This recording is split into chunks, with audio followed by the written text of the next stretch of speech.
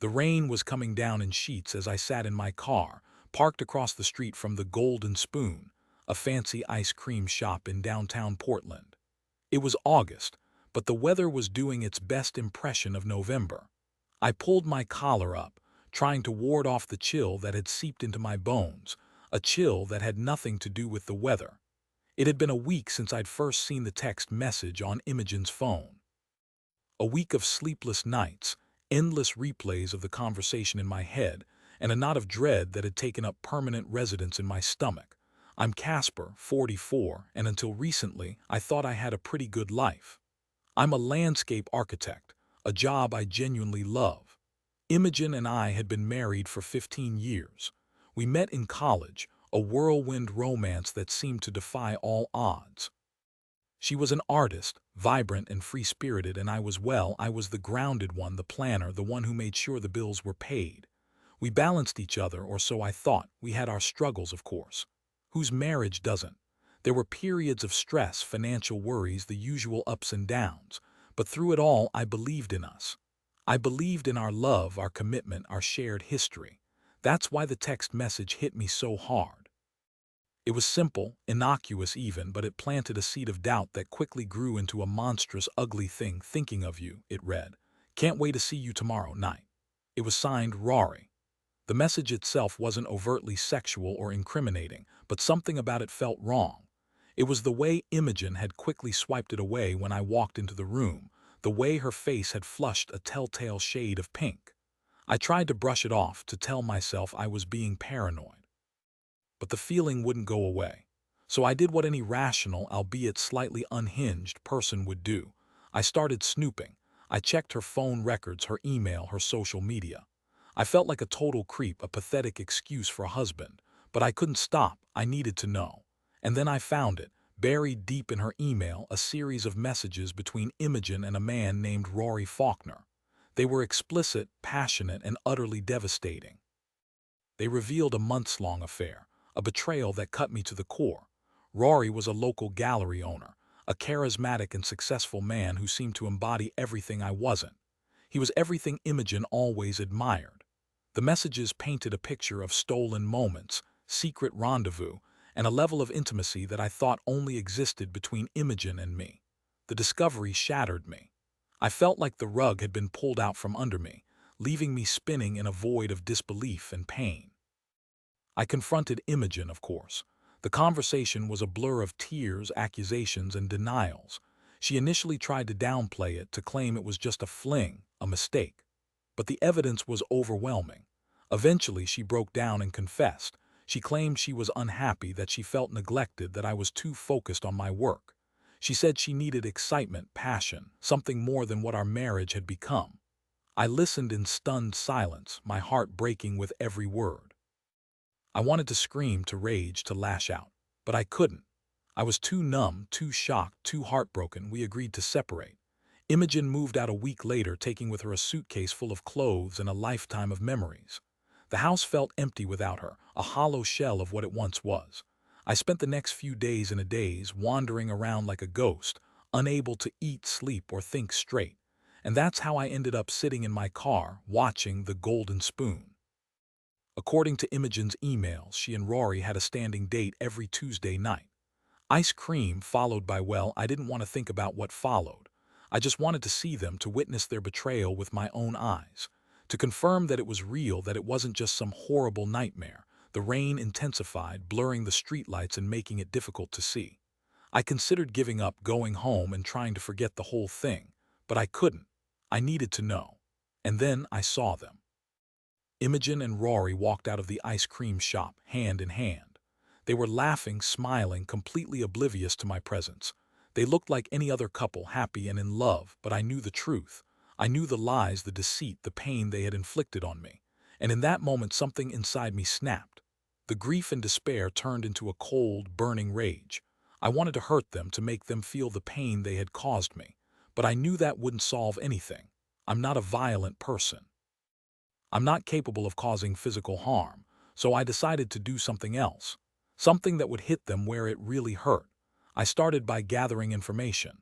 I spent weeks researching Rory Faulkner, digging into his business dealings, his personal life, his past.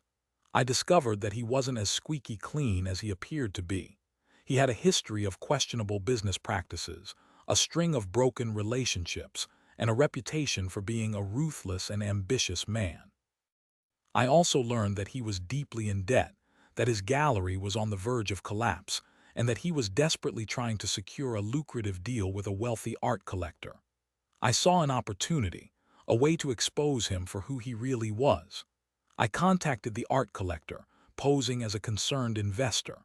I shared my concerns about Rory's business practices, his financial stability, and his overall character. I presented my evidence in a calm, rational manner, making it clear that I had no personal vendetta. I was simply looking out for the collector's best interests. The collector thanked me for my information and promised to investigate. A few days later, I received a call from Rory. He was furious, accusing me of trying to sabotage his deal. He threatened me, insulted me, and generally acted like a complete jerk. I remained calm, denying any involvement and suggesting he focus on running his business properly. I hung up the phone, feeling a sense of satisfaction. My plan was working. Next, I turned my attention to Imogen. I knew that she was still struggling with the guilt and shame of her affair. I also knew that she was deeply invested in her art, that it was her passion, her life's work. I decided to use that against her. I started by contacting several art critics and gallery owners, subtly planting seeds of doubt about Imogen's talent and originality. I suggested that her work was derivative, uninspired, and lacking in depth. I made sure to mention her affair, hinting that it might be affecting her artistic judgment. I knew it was a cruel thing to do, but I felt justified. She had betrayed me, broken my heart, and destroyed our marriage. She deserved to suffer the consequences of her actions. The plan worked. Imogen's art sales plummeted. Her gallery shows were poorly attended. The art critics savaged her work. She became a pariah in the art world, shunned by her peers and ridiculed by the public. I watched her career crumble, feeling a mix of satisfaction and guilt. I knew I was being vindictive, that I was stooping to her level. But I couldn't stop. I was too consumed by anger and resentment. I wanted her to feel the same pain I had felt, the same sense of loss and despair. One evening I received a call from Imogen. Her voice was trembling, barely audible. She begged me to stop, to leave her alone. She said I was destroying her life, that she couldn't take it anymore. I hesitated, feeling a pang of remorse. But then I remembered the text messages, the stolen moments, the lies, and my resolve hardened. "You destroyed my life, Imogen," I said coldly. "Now it's your turn." I hung up the phone, feeling a strange mix of triumph and emptiness. I had gotten my revenge. I had made them suffer, but it hadn't made me feel any better. In fact, it had made me feel worse.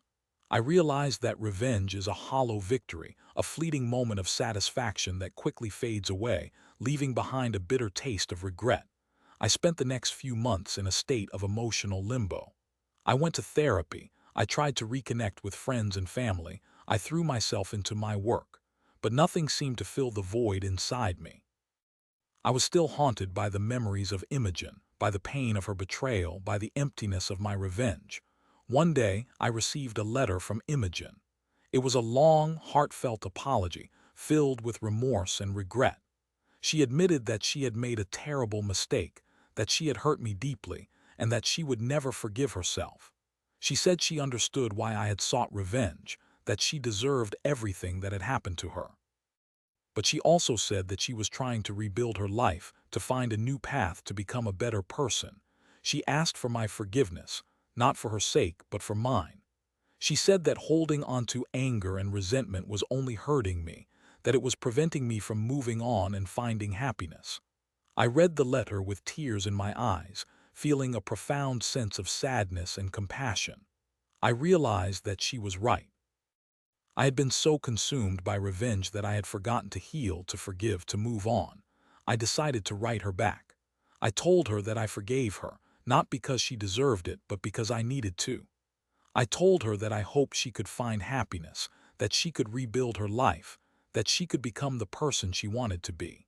I told her that I was moving on, that I was ready to start a new chapter, that I was finally ready to let go. I sealed the letter and dropped it in the mailbox, feeling a weight lift off my shoulders. It wasn't a happy ending, but it was an ending. It was a chance to start over, to rebuild my life, to find happiness again. The rain had stopped and the sun was starting to peek through the clouds. I took a deep breath, feeling a sense of hope and anticipation. The future was uncertain, but it was mine, and I was ready to face it with or without Imogen.